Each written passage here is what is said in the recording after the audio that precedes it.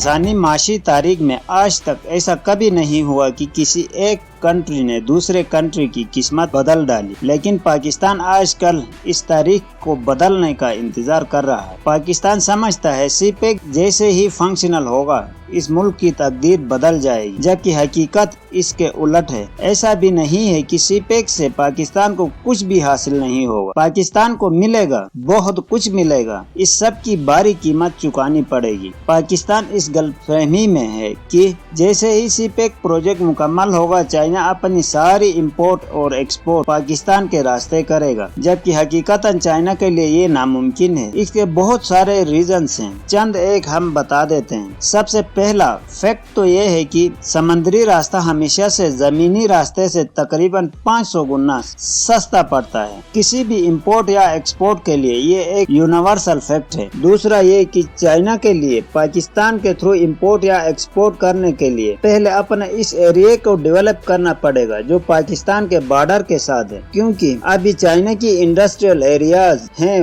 वो चाइना के दूसरे कोने में, जो कि एक बहुत बड़ा फासला है और कोई एरिया 4 या 5 सालों में डेवलप नहीं हो सकता। अगर चाइना ने इंपोर्ट या एक्सपोर्ट करना ही नहीं इस सीपेक के थ्रू, तो बनाया क्यों है इतना बड़ा प्रोजेक्ट? चाइना अपनी इंपोर्ट और एक्सपोर्ट इसी रास्ते करेगा, लेकिन 20-30 साल बाद जब पाकिस्तान के बॉर्डर के साथ जो एरिया है वो डेवलप होगा। और दूसरा बड़ा मकसद सीपेक का ये है, चाइना के बारे में कहा जाता है कि वो गरीब ममालिक में मुख्तलिफ इन्वेस्टमेंट करके इन ममालिक को कंट्रोल करता है, जिसे चाइनीज डेट ट्रैप भी कहते हैं। इस बात का अंदाजा आप इससे लगा सकते हैं कि चाइना ने इराक और अफगानिस्तान जैसे कंट्रीज को भी लोन दे रखा है, क्योंकि चाइना लोन से पैसे नहीं कमाता, ये पूरे के पूरे कंट्रीज को काबू में रखता है। जिस तरह श्रीलंका का हम्बनटोटा पोर्ट अब 100 साल तक चाइना के कब्जे में रहेगा, क्योंकि श्रीलंका को भी चाइना ने पोर्ट की कंस्ट्रक्शन के लिए लोन दिया था जो श्रीलंका वापस नहीं कर सका। इसी तरह जिबूती में तो चाइना ने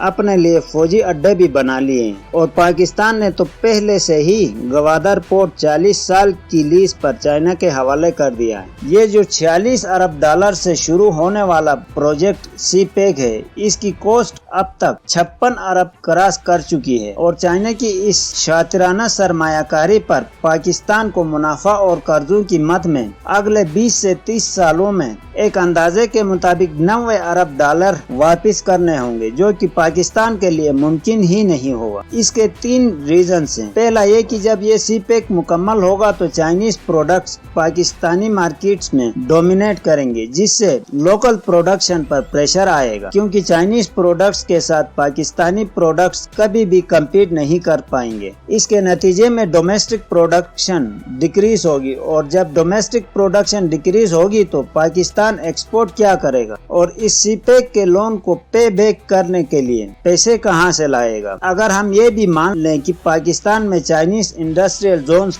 बनेंगे, तो चाइना की कोशिश होगी कि मैक्सिमम रॉ मटेरियल चाइना से लाया जाए। इससे पाकिस्तान का जो इंपोर्ट का बिल है वो बढ़ेगा, और अगर इस रॉ मटेरियल से कोई चीज बनाकर चाइनीज कंपनियां एक्सपोर्ट करती भी हैं, तो इस पैसे ने अल्टीमेटली चाइना ही जाना है। पाकिस्तान में सिर्फ मजदूरों की तनख्वाह रह जाएगी, इसमें से भी एक बड़ा हिस्सा चाइना जाएगा, क्योंकि इन फैक्ट्रियों में चाइनीज लोग भी काम कर रहे होंगे, और जो थोड़ा कुछ बचेगा वो लोन और लोन की इंटरेस्ट की शक्ल में चाइना चला जाएगा। इन सब मसाइल का एक ही हल हो सकता है, अगर पाकिस्तान इस सीपेक के तमाम प्रोजेक्ट्स को निहायत ही ईमानदारी और करप्शन से फ्री करके इस्तेमाल करें, और अपनी जीडीपी को मोर देन 1% ग्रोथ सिर्फ और सिर्फ इस सीपेक से मुमकिन बनाएं। इसका एक तरीका ये भी है कि पाकिस्तान अपने इन तमाम कारपोरेशंस को भी मुनाफा बख्श बना दे जैसे पहले थे, इससे पहले कि चाइना